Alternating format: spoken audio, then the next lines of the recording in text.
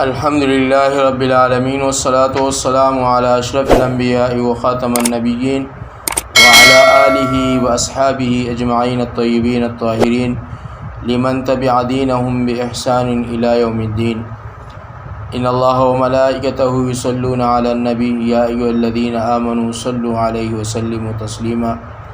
اللہم صل علی سیدنا و مولانا محمد وعلی آل سیدنا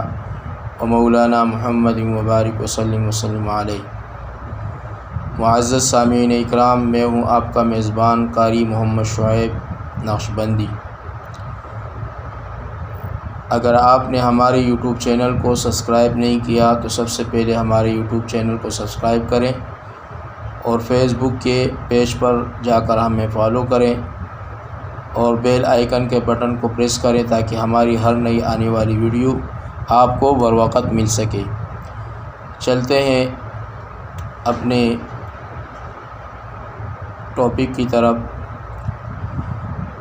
حکایات صحابہ کے اندر حضرات صحابہ کرام رضوان اللہ تعالی علیہم اجمعین کے واقعات ذکر ہیں۔ جیسا کہ پہلے درسوں کے اندر حضرات صحابہ کرام رضوان اللہ تعالی علیہم اجمعین کے واقعات ذکر ہوئے، آج ہم اس درس کے اندر حضرت اسماء بنت یزید الانصاری صحابیہ کا واقعہ ذکر فرمائیں گے کہ ایک موقع پر حضرت اسماء رضی اللہ تعالیٰ عنہ کا عورتوں کے اجر کے بارے میں آپ صلی اللہ علیہ وسلم سے ایک سوال۔ اسماء بنت یزید انصاری صحابیہ حضور اقدس صلی اللہ علیہ وسلم کی خدمت میں حاضر ہوئی اور عرض کیا، یا رسول اللہ صلی اللہ علیہ وسلم، فداک ابی و امی، میرے ماں باپ آپ پر قربان ہو، میں مسلمان عورتوں کی طرف سے بطور قاصد کے حضور اکرم صلی اللہ علیہ وسلم کی خدمت میں حاضر ہوئی ہوں۔ بے شک آپ کو اللہ جل شانہ نے مرد اور عورت دونوں کی طرف نبی بنا کر بھیجا، اس لیے ہم عورتوں کی جماعت آپ صلی اللہ علیہ وسلم پر ایمان لائی اور اللہ پر ایمان لائی، لیکن ہم عورتوں کی جماعت مکانوں میں گری رہتی ہے، پردوں میں بند رہتی ہے، مردوں کے گھروں میں گڑی رہتی ہے اور مردوں کی خواہش ہم سے پوری کی جاتی ہے، ہم ان کی اولاد کو پیٹ میں اٹھائے رہتے ہیں، اور ان سب باتوں کے باوجود مرد بہت سے ثواب کے کاموں میں ہم سے بڑے رہتے ہیں، جمعے کی نماز میں شریک ہوتے ہیں، جماعت کی نماز میں شریک ہوتے ہیں، بیماروں کی عیادت کرتے ہیں، جنازوں میں شرکت کرتے ہیں، حج پر حج کرتے رہتے ہیں، اور ان سب سے بڑھ کر جہاد فی سبیل اللہ کرتے ہیں۔ اور جب وہ حج کے لیے یا عمرے کے لیے یا جہاد کے لیے جاتے ہیں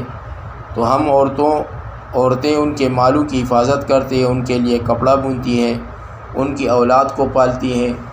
کیا ہم ثواب میں ان کے برابر کے شریک نہیں؟ حضور اقدس صلی اللہ علیہ وسلم یہ سن کر صحابہ کی طرف متوجہ ہوئے اور ارشاد فرمایا کہ تم نے دین کے بارے میں اس عورت سے بہتر سوال کرنے والی کوئی سنی؟ صحابہ اکرام نے عرض کی، یا رسول اللہ صلی اللہ علیہ وسلم، ہم کو خیال بھی نہ تھا کہ عورت بھی ایسا سوال کر سکتی ہے۔ اس کے بعد حضور اقدس صلی اللہ علیہ وسلم حضرت اسماء بنت یزید الانصاری صحابیہ رضی اللہ تعالیٰ عنہ کی طرف متوجہ ہوئے اور ارشاد فرمایا کہ غور سے سن اور سمجھ، اور جن عورتوں نے تجھے قاصد بنا کر بھیجا ہے ان کو بتا دے کہ عورت کا اپنے خاوند کے ساتھ اچھا برتاؤ کرنا اور اس کی خوشنودی کو ڈھونڈنا اور اس پر عمل کرنا ان سب چیزوں کے ثواب کے برابر ہے۔ حضرت اسماء بنت یزید الانصاری صحابیہ رضی اللہ تعالیٰ عنہ جو یہ جواب سن کر نہایت خوش ہوتی ہوئی واپس ہو گئی۔ یہ واقعہ اسۃ الغابہ نامی کتاب کے اندر ذکر کی گئی ہے۔ اس کے فائدے کے اندر علماء نے لکھا ہے، عورتوں کا اپنے خاوندوں کے ساتھ اچھا برتاؤ کرنا اور ان کی اطاعت اور فرمانبرداری کرنا بہت ہی قیمتی چیز ہے، مگر عورتیں اس سے بہت ہی غافل ہیں۔ صحابہ اکرام رضی اللہ تعالیٰ عنہ اجمعین نے ایک مرتبہ حضور اقدس صلی اللہ علیہ وسلم کی خدمت اقدس میں عرض کیا کہ عجمی لوگ اپنے بادشاہوں اور سرداروں کو سجدہ کرتے ہیں، آپ صلی اللہ علیہ وسلم اس بات کے زیادہ مستحق ہیں کہ ہم آپ کو سجدہ کیا کریں۔ حضور اقدس صلی اللہ علیہ وسلم نے منع فرمایا اور ارشاد فرمایا کہ اگر میں اللہ کے سوا کسی کو سجدے کا حکم کرتا تو عورتوں کو حکم کرتا کہ اپنے خاوندوں کو سجدہ کیا کرے۔ پھر حضور صلی اللہ علیہ وسلم نے فرمایا، اس پاک ذات کی قسم جس کے قبضے میں میری جان ہے کہ عورت اپنے رب کا حق اس وقت تک ادا نہیں کر سکتی جب تک کہ خاوند کا حق ادا نہ کرے۔ ایک حدیث میں آیا ہے کہ ایک اونٹ آیا اور حضور صلی اللہ علیہ وسلم کو سجدہ کیا۔ صحابہ نے عرض کیا کہ جب یہ جانور آپ کو سجدہ کرتا ہے تو ہم زیادہ مستحق ہیں کہ آپ کو سجدہ کرے۔ حضور صلی اللہ علیہ وسلم نے منع فرمایا اور یہی ارشاد فرمایا کہ اگر میں کسی کو حکم کرتا کہ کسی کو اللہ کے سوا سجدہ کرے تو عورت کو حکم کرتا کہ اپنے خاوند کو سجدہ کرے۔ اسی طرح ایک حدیث میں آیا ہے کہ جو عورت ایسی حالت میں مرے کہ خاوند اس سے راضی ہو وہ جنت میں جائے گی۔ ایک حدیث میں آیا ہے کہ اگر عورت خاوند سے ناراض ہو کر علیحدہ رات گزارے تو فرشتے اس پر لعنت کرتے رہتے ہیں۔ ایک حدیث میں آیا ہے کہ دو آدمیوں کی نماز قبولیت کے لیے آسمان کی طرف اتنی بھی نہیں جاتی